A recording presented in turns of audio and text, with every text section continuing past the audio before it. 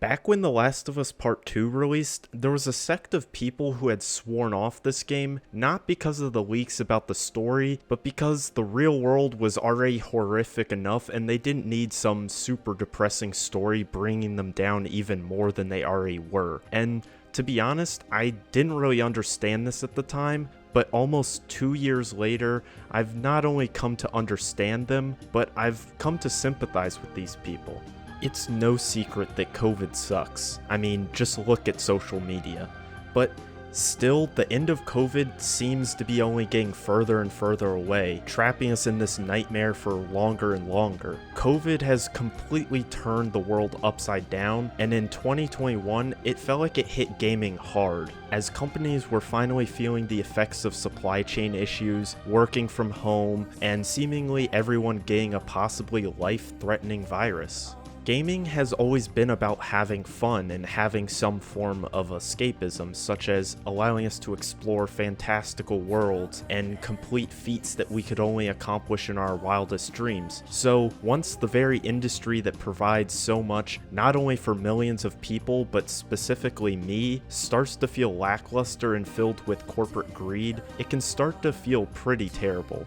So many games that were slated for 2021 have now been pushed back to 2022, 2023, or some even further. A huge portion of what I look forward to in every year is all of the amazing looking games that I want to play that year. But when so many games have gotten delayed or pushed back, the list started to become more and more barren as the year went on.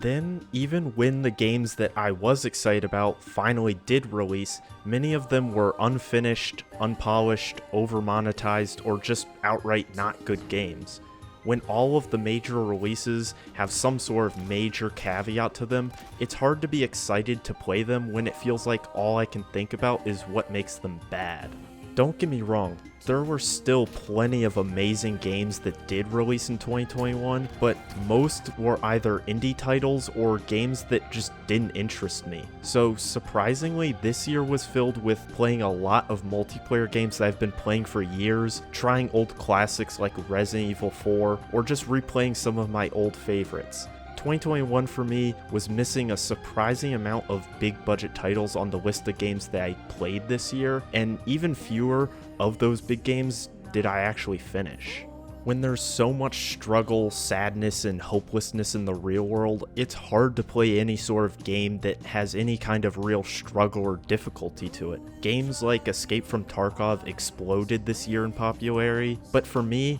it's only been a fun experience when everything was going my way, and as soon as any sort of misfortune were to happen to me, I immediately lost interest in playing for the day and would rather experience something that makes me feel good about myself. Difficulty and struggling in video games is part of the very foundation of video games. I mean, arcade cabinets are all about pushing yourself to get the highest possible score just so you can put 3 letters up on a leaderboard, only for that score to be overtaken by someone better than you, maybe even minutes later. But spending 30 minutes looting in Tarkov only to be quickly killed by a person who's put exponentially more time into the game than me and has been able to push through those struggles of the early hours doesn't feel fun, satisfying, or earned. Instead, it just leaves me wondering why I even decided to boot the game up at all.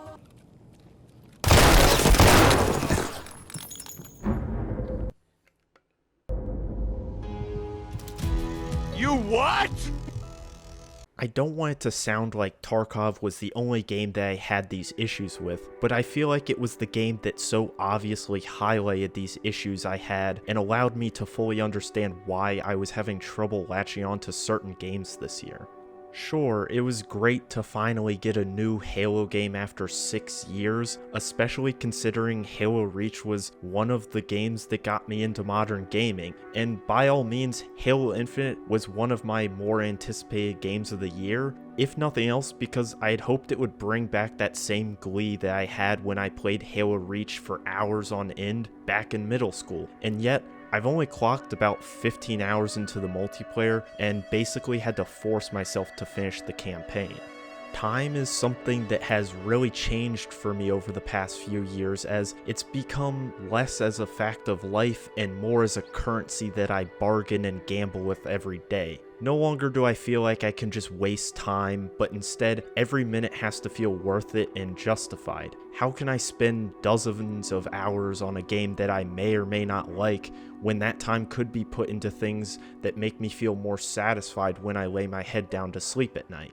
Wasting time on playing games just for the fun of it has become harder and harder to justify to myself as I get older, as it always feels like the real world problems become bigger and bigger, and they feel like they begin to take more and more of my time to complete. Why play an hour of a game when I could use that working at my job or trying to further my career in some other way? The world of adulting feels like I'm always running a marathon, but I'm always in the back of the race no matter how much I train or how hard I try and push myself. Struggling in games becomes harder and harder to justify, as that is the very thing I'm trying to escape from in the real world. Even with these videos that I make, it's been harder and harder to find the will to make them when I always feel like I'm questioning if anything that I make is any good at all. Don't get me wrong, I'm usually proud of every video that I make, but there's always that little voice in my head telling me that what I'm making is just terrible and I should just scrap it all together to avoid the embarrassment and wasted time.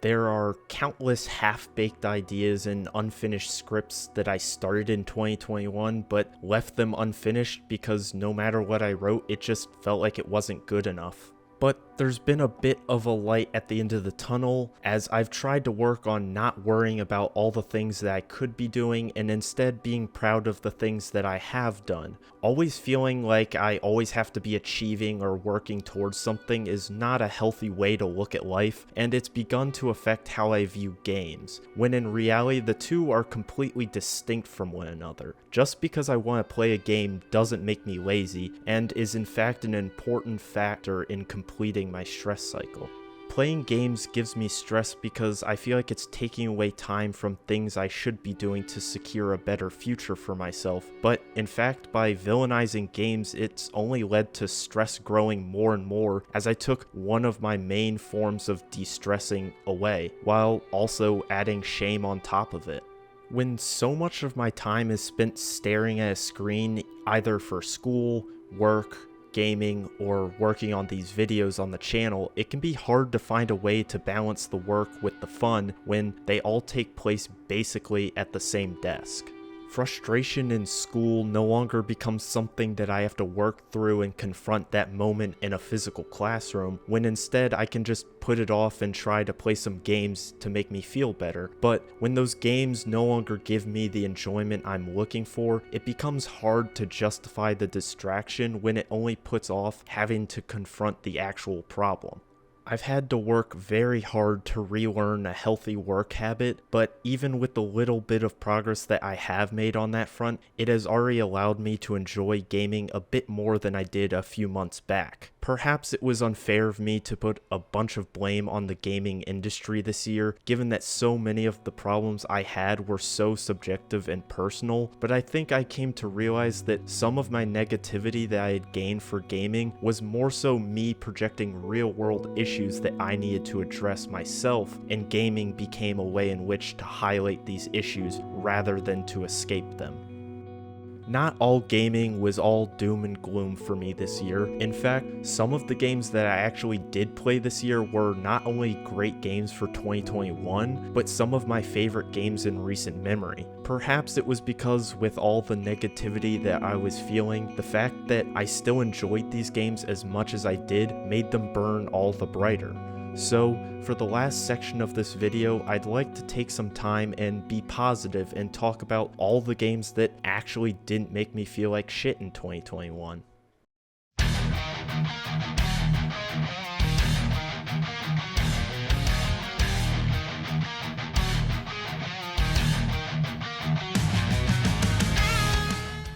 Up first is arguably the most surprising entry on this list, at least for me, and that is Eidos Montreal's Guardians of the Galaxy. Now, they always say first impressions matter, and Guardians of the Galaxy is proof of that for all the wrong reasons. The character design, combat, enemies, and environments that were shown off at the initial reveal trailer gave a rather lackluster impression that left people feeling like it would be similar to the Avengers game, if not worse.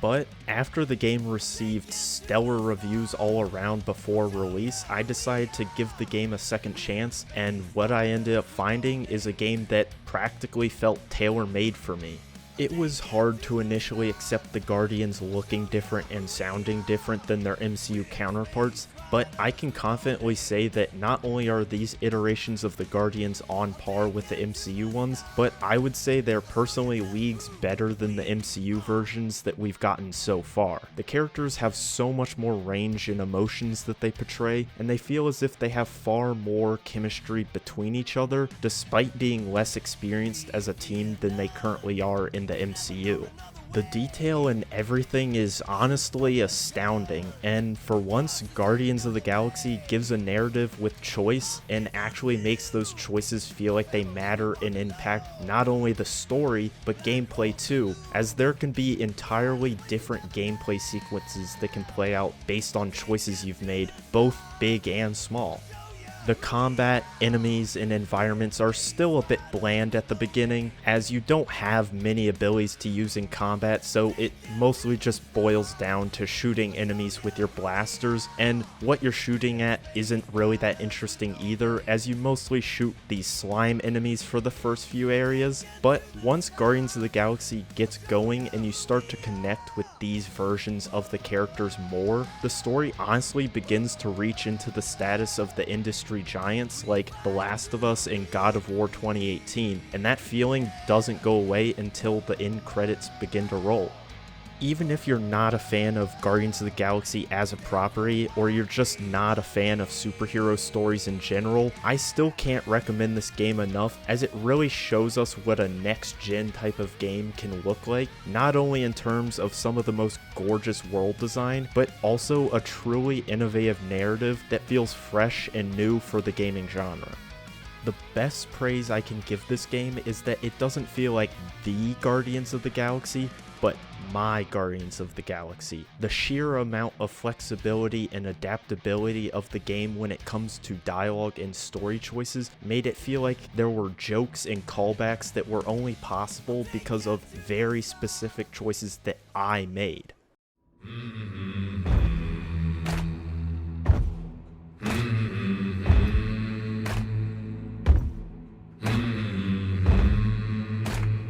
And next on this list, honestly, may be more of a surprise than Guardians of the Galaxy, but for completely different reasons, and that game is Hunt Showdown. Based on everything that I said and what I came to despise in gaming this year is basically present in Hunt, and yet it's one of my favorite games that I played this year, and definitely my favorite multiplayer game that I played this year. Hunt Showdown is tough as nails, highly competitive, has some lackluster optimizations, and pretty crazy monetization in the form of skins that you can buy with real-world money for a couple of bucks a piece. But something about this game is so addicting and so fun. I think the key factor here is fun. While there are definitely similarities, the game is definitely far from being like Escape from Tarkov, and yet the two always get compared all over Reddit and YouTube. But I think the main reason I find Hunt Showdown fun and Escape from Tarkov more frustrating and annoying is because Hunt focuses more on being fun than anything else. For one, the game is always able to keep players on a fairly equal playing field on the simple fact that there's no such thing as armor in the game, and so a headshot will always kill someone in one hit. This simple fact makes the game always feel far more fair, since no matter what gun you're using, it always has the potential to kill in one shot as long as you aim correctly. The game is also PvEVP, similar to Tarkov as well, but it smartly decides to keep the PvE simple, to the point where once you learn the ins and outs of each enemy type, they can become laughably easy. The annoying hive enemies seem like an absolute menace early on, as it can send out a horde of bugs onto you that hurt and chase you, but once you learn that you can just one-shot them by simply charging them and stabbing them with your knife in the head, they're little more than a speed bump. The game also doesn't take how lethal its guns are as a general rule of thumb, as you can still sprint off rooftops of 2-story buildings while shooting a double-barrel shotgun that has bullets more akin to cannonballs than actual bullets, and the game knows that while you can die quickly when it comes to firefights, that doesn't mean the game has to feel similar to a simulation game, which is more how I feel Tarkov is designed. And with how the game treats its store and in-game currency, playing in rather wacky or risky ways feels far more attainable, as even a decent loadout can cost you less than 1,000 credits, and even less if you stick with the free hunter and weapons that you're given after each match, basically meaning that even if you were to lose all of your money, you're always given a free character with a free kit, albeit a simple kit, but a kit nonetheless. And so there feels like there's a decent safety net in place even if you keep dying. The game can still be frustrating at times, but I feel it trims just enough of the fat in terms of its difficulty and frustrations that it fits perfectly between a twitch shooter like Apex or Call of Duty and a more methodical game like Tarkov.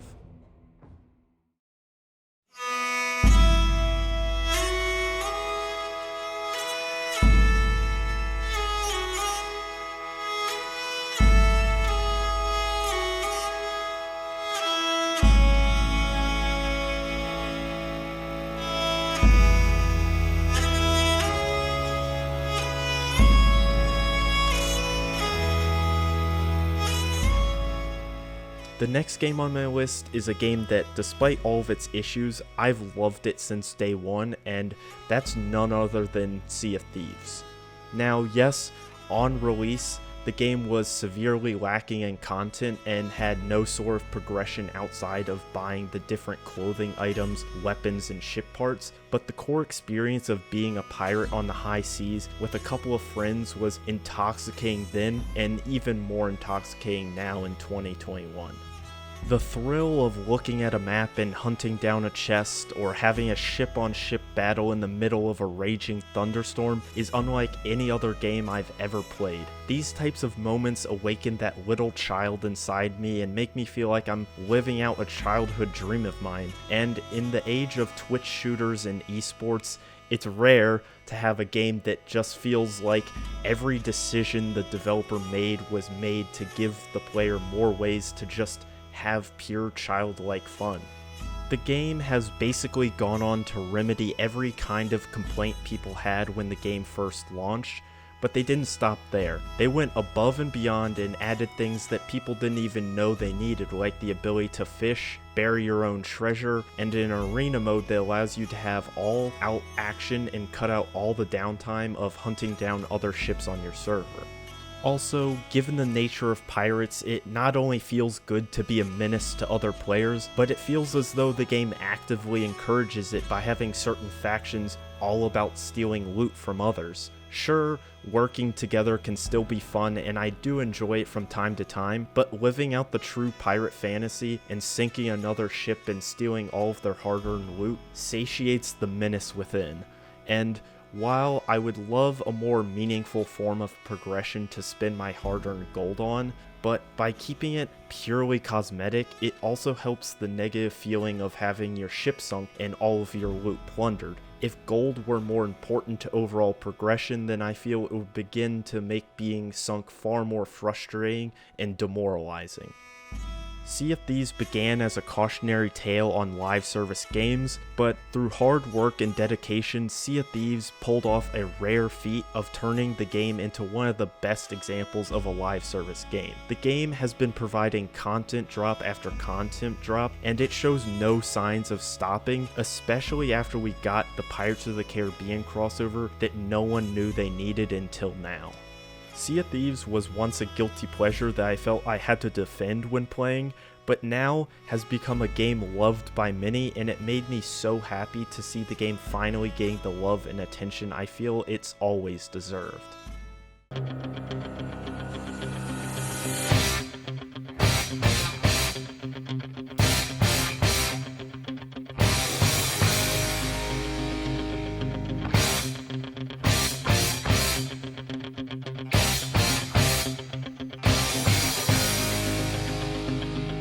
While I have never outright said it on this channel, I am a huge fan of VR.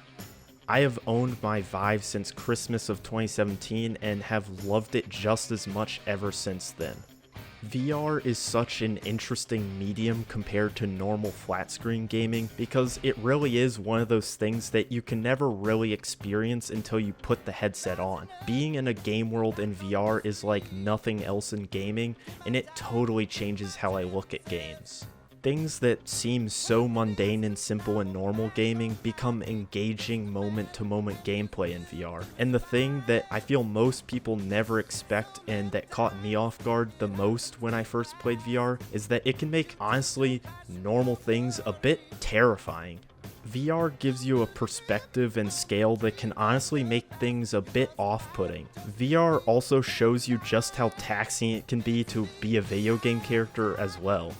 Thrill of the Fight is a VR boxing game that aims to be more like a simulator than an arcade boxer, like Punch-Out or Wii Sports Boxing. Every punch has to be thrown at a force you would actually use to punch someone, and if you're someone like me who thinks that it looks way easier when you watch it on TV, well, then enjoy 4 days of your upper body wanting to fall off after you just finish your first fight in the game. Thrill of the Fight made me feel out of shape in the best way possible. With gyms being closed or more limited this year, and just the annoyance of having to leave my apartment to work out, games like Thrill of the Fight or VR in general were a great way for me to feel active when staying in my own home. The feeling of giving that last 10% of your energy to throw out a flurry of punches to finally knock out your opponent is a great feeling that actually gave me a lot of accomplishment, not just in gaming, but in my own body. Of course, this all came after I took the headset off and proceeded to feel like my entire body was going to give out on me, and my entire body was just absolutely drenched in sweat.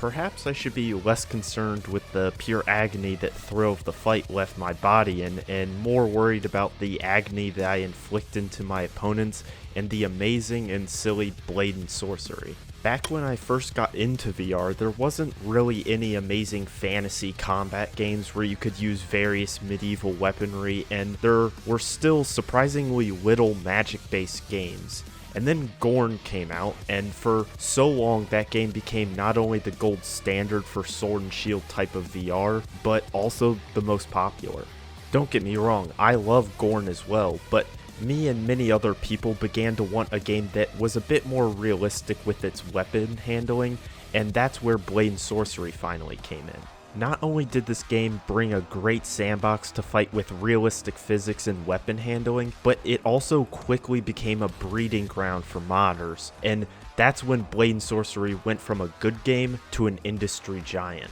Going to see what crazy and fun new mods come out is almost as exciting as playing the game itself. There are so many talented modders that come up with so many unique ideas for this game, to the point where you can almost mod the game to be a completely different type of game by adding things like guns or lightsabers. The joy of Blade and Sorcery is that it's so customizable, either with in-game tweaks or with mods. It's a game that's almost impossible not to make anyone smile. The only issue I have with the game is that it's caused so many injuries from punching my walls as I get so invested in the bloodbath. The game has always been amazing, even from the start, and the game only is getting exponentially better with each update, and once the campaign mode is released, I'm not sure how many hours that will keep me occupied as I slash, slam, and shock my way through even more hordes of helpless enemies.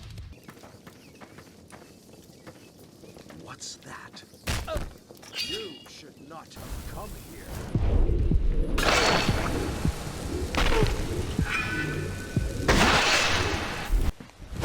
Emotional damage.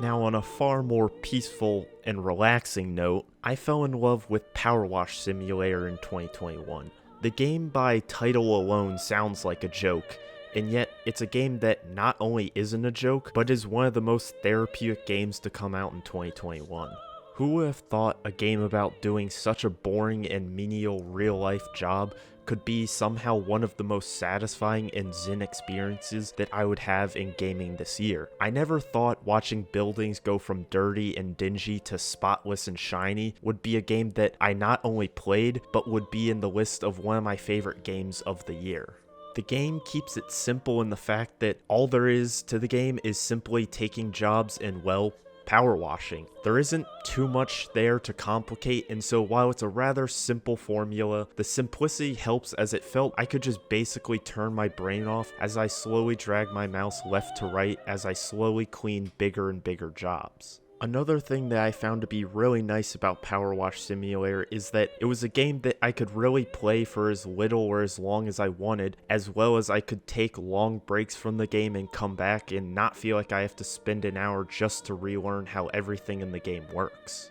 With games seemingly getting more and more complex for the sake of adding depth or more content to grind through, it was really refreshing to play a game that knew how to keep it simple and focus on a similarly simple fun. Not every game needs to be a 50-hour open world game with pseudo RPG elements that are only there to pad out game time and gate progression. In such a troubling year, it was nice to find a game that I could truly just turn my brain off for and connect with the escapism aspect of gaming, even if just for a little bit. And with the recent release of the multiplayer beta for the game, I have a feeling that 2022 will be filled with even more power washing as I get some of my friends together and we just power wash while we vibe and chill together.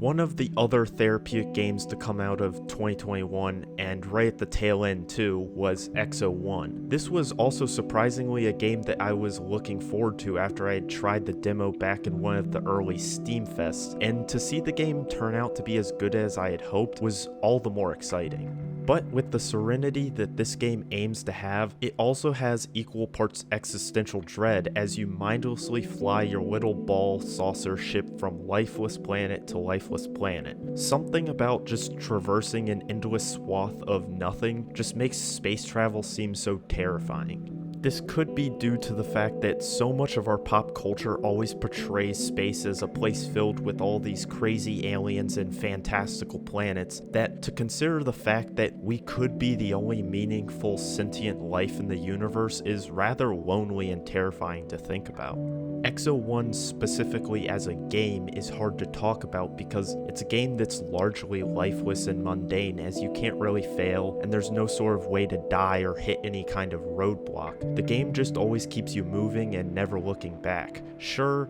you can technically take as much time as you want on each planet, but there's no incentive to do this outside of just enjoying the aesthetic and geography of that given planet. Perhaps the gameplay mixed with the visual designs of each planet leads to thinking and reflecting on more than just what I'm playing, but really trying to grasp our universe and just how big and scary it truly is. We always think of looking to the stars for our future as it holds endless worlds with endless possibilities, but we get so tangled up on finding a new world, a better one free from the problems we face on our own, but we never truly sit back and think about how scary it is to go into uncharted territory once more. As someone who is an aspiring game developer himself and is actually going to college for that very thing, to see that X01 is for the most part a one-man game is really inspiring and oddly enough rather similar to the premise of the game, as he was the only person navigating to make his vision a reality. Both are scary and filled with so much uncertainty, and whether or not that was intentional, it still all just plays a part as to why I love this game so much.